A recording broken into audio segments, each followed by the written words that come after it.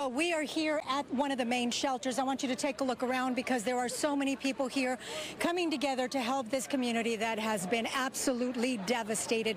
We're at the War Memorial Gym in Kahului, and people are bringing water, bringing food.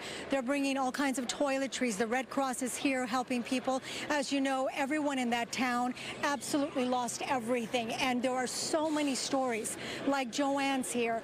Oh my goodness, as you were explaining to me how you got out of the danger zone. Describe for our viewers what you went through. It was like running through a furnace. It was just fires from palm trees down and embers, and you had to smack yourself out as you're trying to get to the ocean. And it was so hot. I have never experienced anything like that in my life.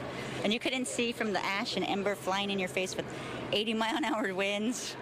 It was You scary. were there a little too long. Yes. Right? Yeah, I was there too long, and then before you know it, it just boom. When that 80-mile wind hit, everything just started up.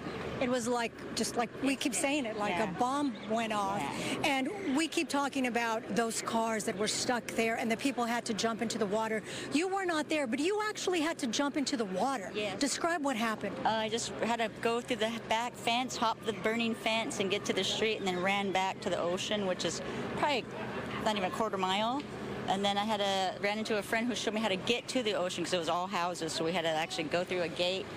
And How long were you in the water? about 8 hours. 8 hours. It was bad. How do you survive in the water for 8 hours? I don't know how we did. We would go back and forth trying to find a place to get out, and the flames were shooting out, I'd say 10 feet. It was crazy.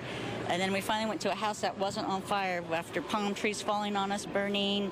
And we got there and stayed on the rocks, but high tide was coming, so it was beating up against the rocks. Joanne, what runs through your mind as you're watching all of this, feeling the heat? Why, Jesus? No, but it's like, what? How am I going to make it through it? And you just do, and it was weird because it was freezing from being in the water, and then this hot wind would hit you from the fire, and it would be so hot you had to get back in the water before you started on fire. And yeah, and after I got out of the water, I laid there and watched it for hours until 5:30 in the morning when it got light. And then I tried to walk back to my house, and I had to wait till it was light because I had no shoes anymore. And How many people were in the water? just me and Phil at the south side, but the north side, I guess there was a bunch of people that were in restaurants and shit. And I was trying to do SOS. No one came and saved us because they were too busy down there. And I understand you suffered some injuries. Can you show us? Not bad. I burnt this when I was hopping the fence on embers and there. And just beat up from the rocks. Oh, and it's little there, but nothing And like you, the of poor course. people in there. I should have been like the Pompeii people, just crispy.